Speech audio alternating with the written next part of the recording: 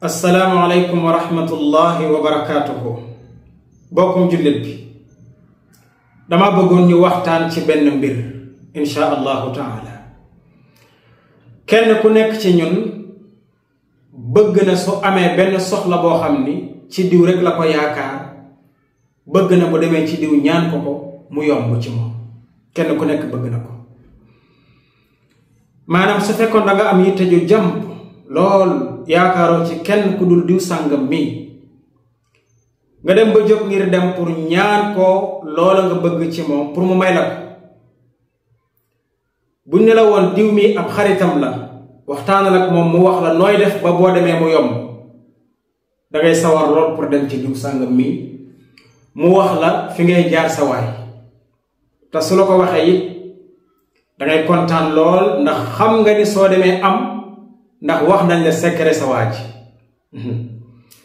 léegoo-léegi nga dégg benn waaye mu ne la man de damaa xam sa waay lool, damaa xam fi ma koy jaar, moo tax lu ma bëgg ci moom dama koy am ndax xam naa fi ma koy jaar. loolu danga koy dégg la bari. kon maanaam ci gàttal, kenn ku nekk ñaare am na fu ñu koy jaar ngir soo bëggee ci moom dara mu yomb. daanaka ñépp ci yem nag. sunu borom tabaaraka wa taala nag moom it ci boppam daa am fu ñu koy jaar. foofu ñu koy jaar nag laa bëggoon nu bokk waxtaan ci maak yow, ndax daa am ku ñu ko nettalil muy Anas ibnu Malik, yàlla na ko yàlla gërëm, moo ñu nettalil lii ma la bëgg a nettalil.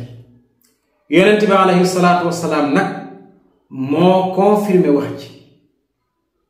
kon ki gën ci nit ñi gën ñoo xam suñu borom moo ñu confirmé lii ma la bëgg a wax, waaye Anas moo ñu ko nettalil, yàlla na ko yàlla gërëm.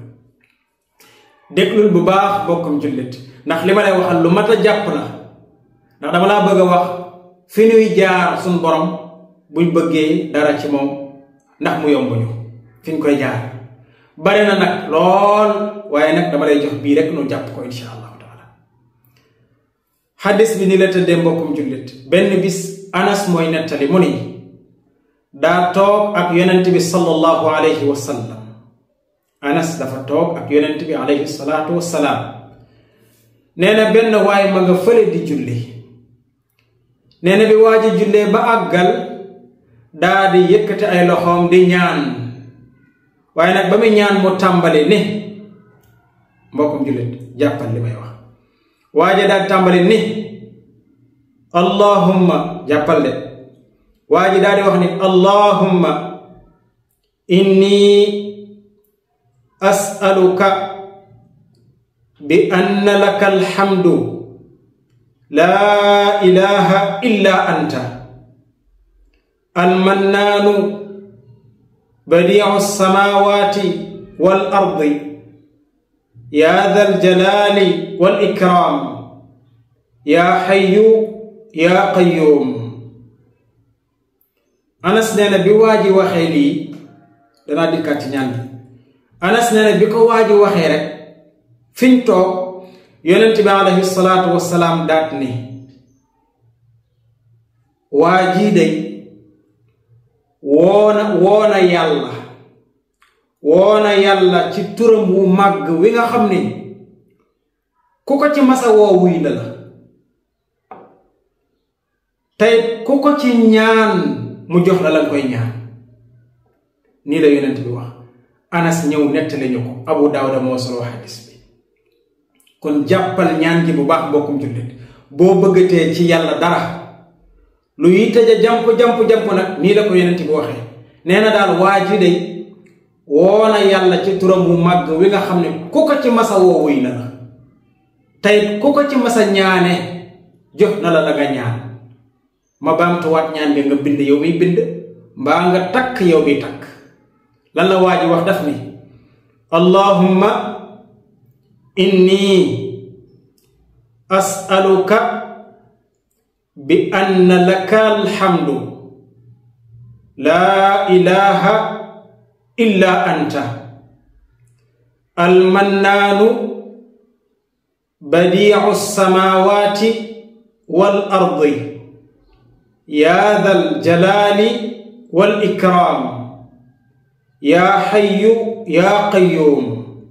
teema ko bamtuwaat déglu waatal beneen yoon yow mi bind bindal yow mi takk takkal allahumma inni as'aluka bi anna laka alhamdu la ilaha illa anta almannaanu badii'u samaawaati wal ardi yaa dhal jalaali wal ikraam yaa hayyu yaa qayyuum lii rekk la waa ji wax Anas nee na fi ñu toog ak yonent bi daal ni waa ji de woona yàlla ci turam mu màgg wi nga xam ni ku ko ci masa woo mu wuyu la allahu akbar waaye ku ko ci masa ñaan jox na la nga ñaan allahu akbar kon mokkalal ñaan gi saa boo amate yi te ñu jàmp ci sun borom tabaraka wa taala ak lu mu jàmp ak lu muy xat insha allahu boo ñaane yàlla ci ñaan gi yonent bi ñane ñaan nga ko ci tur woo xam ne ku ko ci masa ñaan nangul na la ku ko ci masa wuy na la te yow benn jaam nga ci jaamu sun borom yi kon woolu yàlla ci woote bi ñaanal yàlla ci ñaan bi insha allah yàlla nangul yàlla ñu borom bi tabaraka wa taala boole nangul te defal ñu tawfiq fi dunya wa fi al axira assalaamu alaykum wa rahmatullahi wa barakatuhu